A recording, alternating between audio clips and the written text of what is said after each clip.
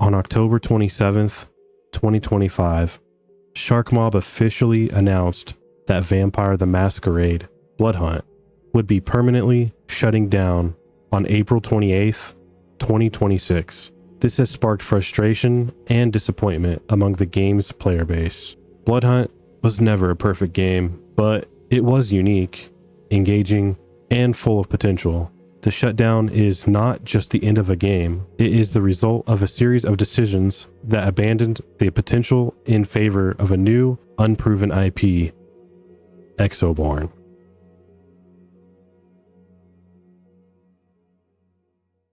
Despite a rocky launch, Bloodhunt offered a distinct experience. Its dark, gothic world, combined with fast-paced, vertical combat, created a battle royale that stood out in an oversaturated market. The game had identity, style, and a community willing to engage and invest.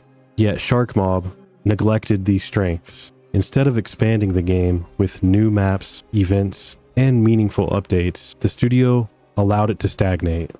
Games like Apex Legends and Fortnite demonstrate how consistent post-launch support can maintain and even grow a live service title. Bloodhunt had a foundation to do the same, yet the lack of attention eroded its community.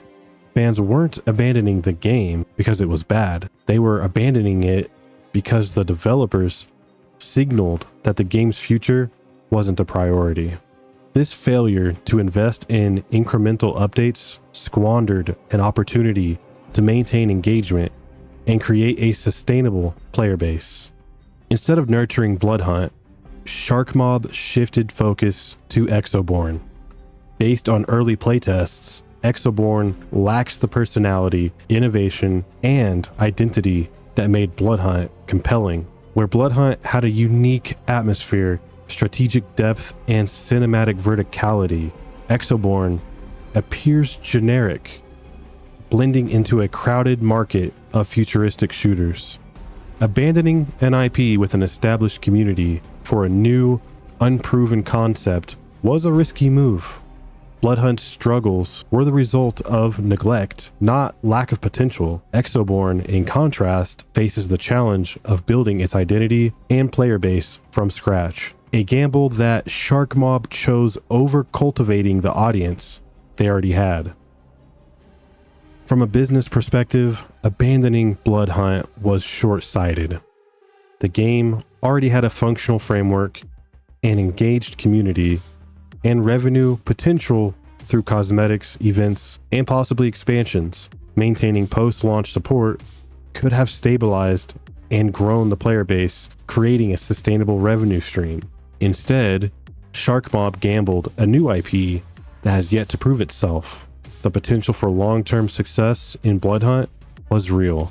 With identity, a passionate community, and room for innovation, all that was needed was consistent support and vision, both of which were abandoned. Perhaps the most consequential aspect of this decision is its impact on the community. Players invested time, creativity, and energy into Bloodhunt. They theorized about new mechanics, created guides, and shared highlights, all signs of a passionate, committed player base. By prioritizing Exobourne over sustaining Bloodhunt, Sharkmob signaled that the community was expendable and the game's legacy irrelevant. This abandonment damages not just a game, but the trust and reputation of a studio. Communities are difficult to rebuild once lost, and the decision to shut down Bloodhunt cements that damage. Sharkmob's choice to abandon Bloodhunt for Exobourne is a mistake on multiple fronts. Bloodhunt had identity, creativity, and a dedicated fan base, all of which were forsaken in pursuit of a gamble. The shutdown on April 28th, 2026 is not merely the end of a game, but the consequence of abandoning its potential. Talent, vision, and player trust were squandered when the developers stopped fighting for what they had created. The shutdown on April 28th, 2026 is not merely the end of a game, but the consequence of abandoning its potential. The talent, vision, and player trust were squandered when the developers stopped fighting for what they had created. With the shutdown confirmed, Bloodhunt's end is a reminder that games do not die simply because player counts drop. They die when their creators stop fighting for them.